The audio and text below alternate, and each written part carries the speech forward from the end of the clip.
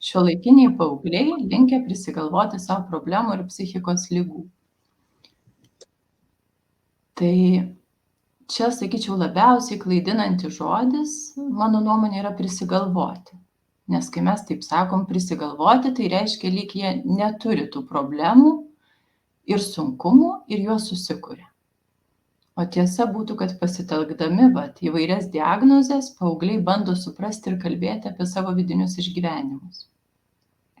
Ir tikrai pastaraisiais metais, jau kokie 3 metai, internete, socialiniuose tinkluose, TikTok'e, Instagram'e yra labai daug informacijos apie įvairius psichikos sutrikimus ir apie diagnozes.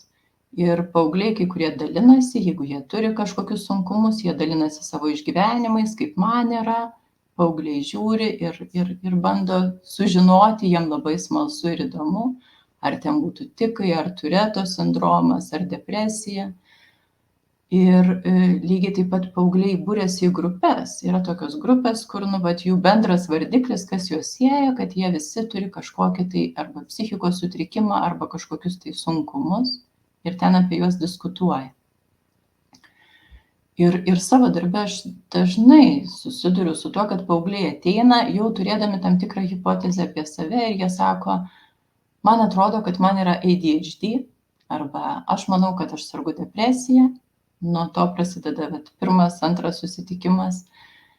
Ir tikrai čia yra labai, tiesą sakant, geras raktas į pokalbį, tam paaugliui komunikuoti apie save, o man suprasti ir įvertinti jo sunkumus.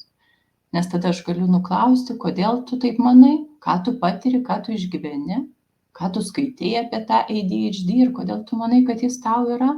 Ir tada jis pradeda pasakoti, aš ten ir mokykloje, o kada tau taip prasidėjo, taip, kiek atsimenu visada. Ir tikrai tada galima labai daug sužinoti, surinkti tą visą istoriją jo, kaip suprantama, sutrikimo ir tada galvoti, nes gali būti, kad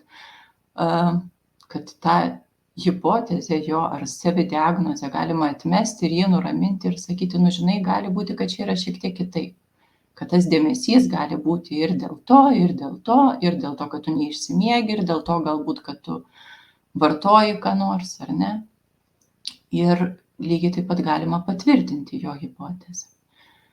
Bet esminis turbūt dalykas, kaip visa tai vyksta, tai yra taip, kad aš kaip paauglys patiriu viduje labai daug išgyvenimų, kurių nesuprantu. Yra jausmas, kad kažkas su manim yra negerai. Ir aš pradedu ieškoti aplinkui visur, kur tik yra prieinama informacija, kažkokiu paaiškinimu. Tai kas su manim iš tikrųjų vyksta. Ir galbūt tada randu. Tai, pavyzdžiui, Ieva minėjo apie emocinius, ar ne, išgyvenimus paauglystėje. Tai tikrai dažnai paaugliai išgyvena emocinės audras. Kad vieną akimirką aš jaučiuosi lyg ant sparnų, po valandos, kitą akimirką man atrodo, kad pasaulis griūva gabalais ir aš nebenoriu gyventi. Ir tie tokie kalneliai, jie gali būti dažni. Jeigu aš nesuprantu, kaip paauglys, kas čia darosi ir mane tai labai dirgina, man su tuo labai sunku. Gali būti, kad aš perskaitysiu, kad yra bipolinis sutrikimas, kurio vienas iš pagrindinių simptomų yra ryškus nuotaikų svyravimai. Ir pradėsiu galvoti, kad galbūt man yra bipolinis sutrikimas. Ne?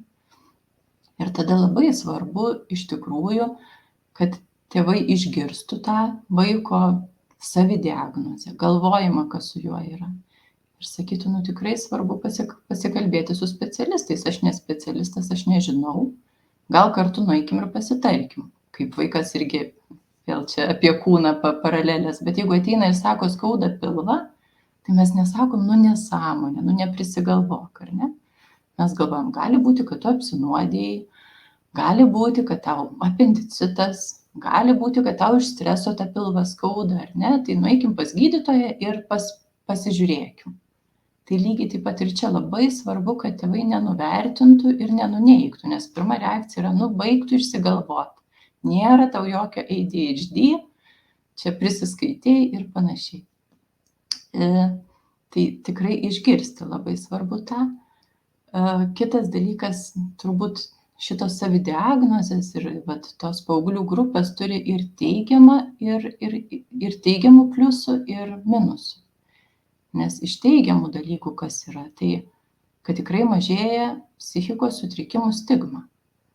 Vis daugiau paauglių gali laisvai kalbėti apie tai, jau nebėra taip, kad jeigu tu eini pas psichologą, tai esi psichas, ar ne, ir vat visai nesenai paauglė sako, ai, mano rate tai daug kas vaikšto pas psichologą, ir va tam yra depresija, žinau, tam irgi, tai tampa, kažkokia pažįstamas dalykas, kurį ir normalūs žmonės išgyvena. Visi gali išgyventi tuos sunkumus.